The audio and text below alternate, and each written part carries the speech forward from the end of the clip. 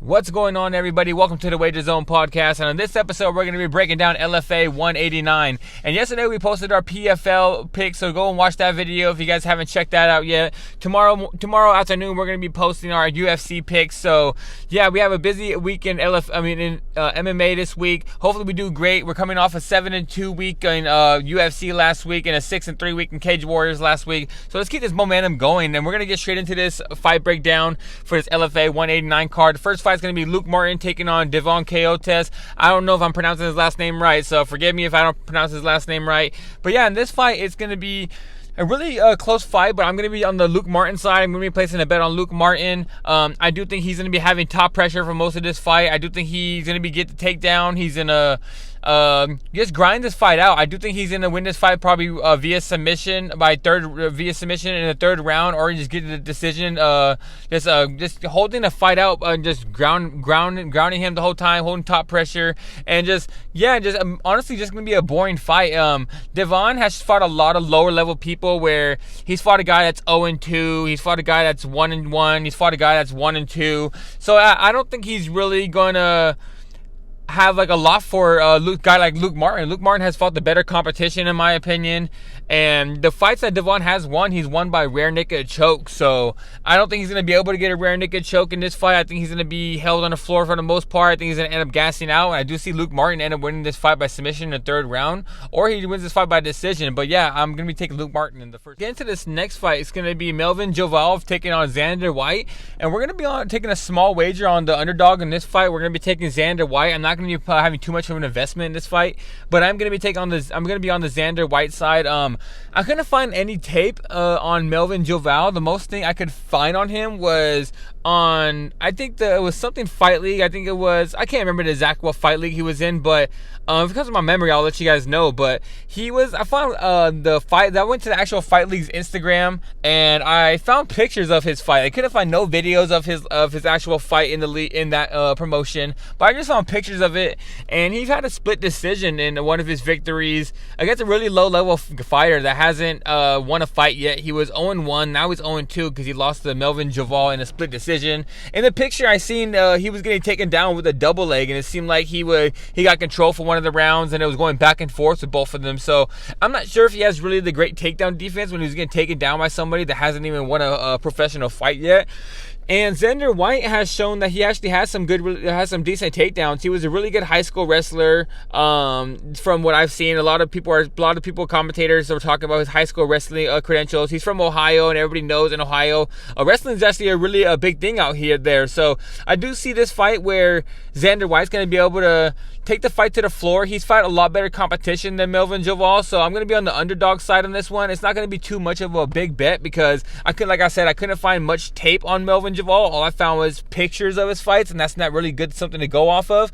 But from the pictures I saw, that I don't think he could really stop takedowns as much. I might be proven wrong going to this fight, but yeah, I'm going to be on the underdog in this one where Xander White, I think he's going to be able to get the takedowns, control the fight, and end up winning this fight. It's going to be another one I'm going to be taking the underdog as well. We're going to be on the Michael Pino side. It's going to be Michael Pino taking on, I think it's Suafane Kabil, and yeah, I think this is going to be a really competitive fight where Suafane's going to actually want to get the fight to the floor, but I actually like Michael Pino a lot. Michael Pino fights out of MMA Masters. He's with a good gym, fighting with a lot of talented fighters out of there, and he's fought everywhere, guys. I've seen this kid in jiu-jitsu tournaments. He's fought in kickboxing. He's had MMA fights. When I've seen, he has a good judo throw, and I don't know. Someone that's where Suafane Kabil's, all he's going to be doing is shooting relentless takedowns, and he's not really. He doesn't really do too much besides that. I seen him get a knockout, but he got the knockout against a guy that was 1-4 in amateurs. But I don't think he's going to be really do too much against Michael Pino. I think Michael Pino is going to be able to reverse him a lot of the takedown or keep the fight standing. And I think Michael Pino is just a better all-around fighter. When I was watching the tape, let me give you guys like a little secret what I do. I watch the tape first, and then I go and look at the odds. I don't want the odds to make my perspective anything different on the fight. So when I was watching tape on this fight, I thought Michael Pino was going to be a -200 favorite, -220 favorite, something around there. And I went and looked, he was a +140 underdog. So I was like, shoot it, guys. I was actually really confident in this one. I might get egg on my face for this one for taking Michael Pino, but from what I've seen, I think he's an all-around better fighter, and I do like him. I think he's a really good young prospect, and he might actually be in the UFC one day. I think MMA Master is doing really well with him, and yeah, I'm actually a really big fan of Michael Pino from what I've seen. So yeah, guys, I'm going to be on the underdog side for this one. All right, guys, in this fight, it's going to be another one I'm not going to have too much of an investment in. I'm going to have a small bet on this. If you guys check out the description after the video, I'm going to list all my bets in there, and you're going to see I'm going to actually have in parentheses, it's going to be a small wager. But I'm going to be on the underdog side again. It's going to be Christina Brador taking on Eileen David. I'm going to be on the Christina Brador side. I'm going to be taking another 3 underdogs in a row. I'm going to be taking, hopefully all these underdogs cash, guys. That's going to be great if we had cash 3 underdogs in a row, but yeah, I'm going to see this fight. I can see this fight being a really boring fight. I think Christina Brador is going to actually get the takedowns and just hold top control like literally the whole entire fight. I don't think this is going to be a really of a barn burner fight where this could be a fight where you guys can literally take a bathroom break, go make some food or something, because it's going to be really boring in my opinion. But I'm going to think on the Christina Brador side, or Brador side, or however you pronounce her name. But I think she's fought a better competition. Eileen David has fought a lot of low-level girls in Brazil. Nobody has really tested her wrestling at all. Everyone has wanted to stand with her. And last time she fought a girl that was a boxer, and the boxer actually was able to take her down a couple of times, but she got right back up. But of course she's going to be able to get back up when she's fighting a girl that's not actually used to wrestling. And with Christina Brador actually fought a really good boxer last time in Leslie Hernandez, where Leslie Hernandez is actually a pretty good prospect. A lot of people were actually really high on her. She's 4-1, and I actually thought Christina Brador won that fight, to be honest. I thought she won the fight. I thought she won 2-1 in the rounds. It was a split decision where she lost, but I understand the reason why the judges gave it to Leslie Hernandez is because it was a really boring fight where Christina Brador just going to get the takedown, try to hold you down, not really do too much. But I think she's learned from that fight. After getting a split decision against a boxer that was actually a really high-level ranked fighter that a lot of people were actually thinking is going to go far in this MMA game, but she did actually really good, and I think she learned a lot from that fight. So I think she's going to come in here and get some takedowns, and I think she's going to do a lot more with the top pressure. So I'm going to be on the underdog on this side. It's going to be a small wager for me, but I'm going to be on the Christina Brador side. Guys, this is going to be another one I'm going to be confident in, one of the confident plays I'm actually in, so hopefully it cashes. But it's going to be Everett, I think it's Disilets taking on Mark Art Lewis. I'm going to be on the Disilets side, guys. I'm going to think he's going to win this fight probably by knockout in the first round. I think he hits really hard. He has great boxing. His takedown defense is suspect, so the only way he loses this fight is if he gets taken down to the floor.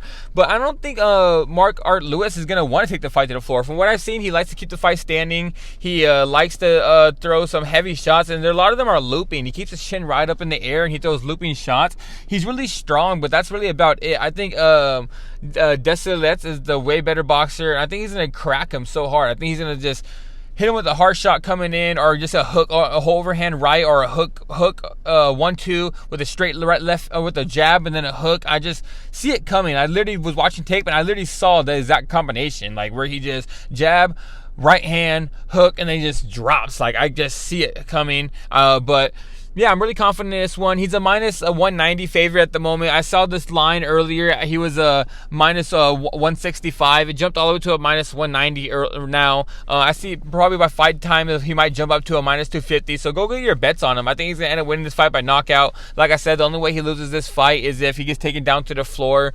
But I don't think Mark Art Lewis is going to want to take this fight to the floor. So yeah, I'm going to be on the Everett Disilets, and I'm actually really confident in this one, guys. In this one, it's going to be Alex Maro taking on Matt Adams, and it's going to be a first leg of a parlay. We're going to have a 3-leg parlay, and then it's going to be for the next 2 fights. But yeah, for the first leg of the parlay, we're going to be taking Alex Maro. I think he's going to be able to take the fight to the floor and just dominate. They either win this fight by ground and pound in the first round, or submission in the first or early second round. Matt Adams is a boxer. He fought in bare knuckle and he just lost recently. He doesn't really have a gas tank, especially he throws for a little bit. He does hit hard, don't get me wrong. So if he does win this fight, he's going to win by knockout and probably the first minute of the fight, catching Alex Maro. But I just think Alex Maro is going to take him down to the floor, dominate, and just do like all around dominate on the floor and win this fight by submission or knockout. I'm really confident. I'm actually pretty confident in Alex Maro, so he's gonna be the first leg of a parlay. He's a minus 400 favorite, so yeah, I'm gonna be adding him to a parlay, and Yeah, like I said, guys, I'm pretty confident in this one. Guys, this is going to be the second leg of the parlay. We're going to be taking Jake Woodley to beat Marco Hutch. In this fight, Jake Woodley's an All-American wrestler from Oklahoma, and I think he's going to be able to get the takedowns at will. Marco Hutch has some good jiu-jitsu, but he uses it against really low-level fighters. Like, he'd probably submit my ass, but he ain't going to go out there and submit someone with Jake Woodley that's actually a high-level wrestler. So I'm not going to go out here and be like, oh, he sucks, because this guy probably submit my ass out here. But, bro, like, they're out here fighting real competition. He's gonna out here. I think he's gonna go out here and get beat up. If you actually go and look at his record, he beats guys that are like 9-14, like 1-4. He beats a lot of guys that just like suck. That actually shouldn't be in the game anymore. And I just think he's gonna be absolutely dominated. Jake Woodley fights right out here in California at Orange County, and he fights with a really good team. They're putting a lot into this kid. And yeah, I just think he's, like I said, guys, I think he's gonna dominate this fight. I think he's gonna come out there, get a takedown within the first like 30 seconds of the fight, start dropping ground and pound, and probably win this fight either first round submission or second round submission, I say. Guys, this is going to be the third leg of the parlay. It's going to be Ashiek Ajim taking on, I think it's Messias Urena, and we're gonna be on the Urena side, guys, the Pink Ranger. If you guys actually watch his fights, it's actually pretty dope. He knocks people out, then he goes and does a dance with the Pink Power Ranger suit, mask on. It's actually pretty dope. I'm actually a really big fan of this guy now after I saw him do that. I was like, bro, like, he's out there being a Pink Power Ranger. Bro's like legit. He comes out there with his pink hair, Pink Power Ranger. I'm all for it. And I'm actually going to be betting the Pink Power Ranger in this one. He's going to be the third leg of the parlay. I think he's going to end up knocking out Ajim. Ajim has shown that he has like no chin. He got knocked out in the Dana White Contender Series against Munduka. Munduka looked like he was a good prospect when he fought against him because he knocked him out. Then he went to the UFC, and we've seen that Munduka is actually kind of fake, honestly. He's not actually a really good prospect at all. And I think Urena is actually really dope, guys. He has great striking. His punches are really good. Boxing is dope. He has really good kicks. His takedowns are pretty good. He has an all-around fighter, and he just likes to have fun in there. That's what I like about fighters. He kind of has that like fun style, kind of like I'll say Israel Adesanya, Anderson Silva. He plays with you. Conor McGregor. He's gonna sit in there and play with you. He's gonna do whatever he wants. And I think he's gonna end up winning this fight by knockout. Like I said, Ajim doesn't really have a chin. He could be competitive for like the first minute of the fight, but as soon as he gets his timing, he's gonna catch him probably with the straight right hand down the pipe, and he's gonna end up knocking him out. Get into this next fight. This is going to be another parlay. It's going to be a 2-leg parlay for the co-main event, this one, and the main event of the night. And this one is going to be James Gonzalez taking on, I think it's Eor Butar Ulu.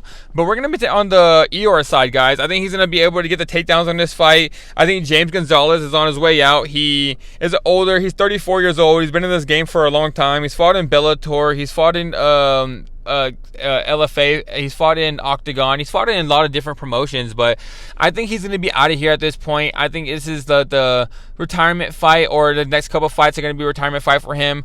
And Eor is a young guy coming out of Kazakhstan. He has really good takedowns. He has really good striking, and I just think he's going to probably dominate this fight. I think he's going to be able to strike and probably knock out James Gonzalez, or he's going to be able to just get the takedowns at will. So this is going to be the first leg of the parlay. He's a -200 favorite, but we're going to add him to a parlay, and I'm actually really confident Eor to actually win. This is going to be the second leg of the parlay, and this is the main event of the night.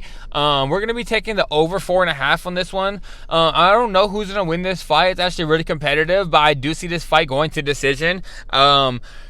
And I think this fight is going to end up playing out where I think her name is Christina gets the fight to the floor and probably just holds the fight on the floor for the most part, or they probably fill each other out for the first couple rounds where there's a takedown here and there, and then probably the third or fourth round we're actually going to start seeing them pick up the pace. But by that time, I think they're going to be gassed out, and like I said, I think Tina is going to be able to get the fight to the floor, but she's not going to be able to submit Bruna Ellen. Bruna Ellen's never been submitted. She's been in this game for a decent amount of time. She's 28 years old. She's been fighting for about 4 or 5 years now. She's had a decent amount of fights. She's had 11 fights, and she's never been submitted. She's lost 4 times. She hasn't been submitted yet. When she's on the floor, she actually has good defense. So yeah, with the person fighting out of American Top Team, I think Natasha is going to be able to get the takedowns and just controller. So I'm going to be taking the over 4.5 in this fight, and it's going to be the second leg of the parlay.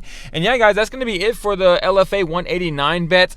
Hopefully we do great. I think that we have 6 or 7 bets on this one. Check out the description. I'm going to be posting all of them in there. Hopefully we keep this run going, guys. Check out the PFL 7 fight predictions video I posted yesterday. I'll be back tomorrow posting my UFC bets for Corey Sandhagen and Umar Nurmagomedov. And all right, guys, I'm out of here. Like the video, comment on the video. Let me know if you guys have any bets that on this page, on this video. Let me know if you guys go against anything I'm betting against. Let me know if you guys have anything to say as going along with what I'm betting for, guys. I'm out of here. Subscribe to the page. Come back every single day. I post soccer as well, MMA like twice or 3 times a week. I'm out here, guys.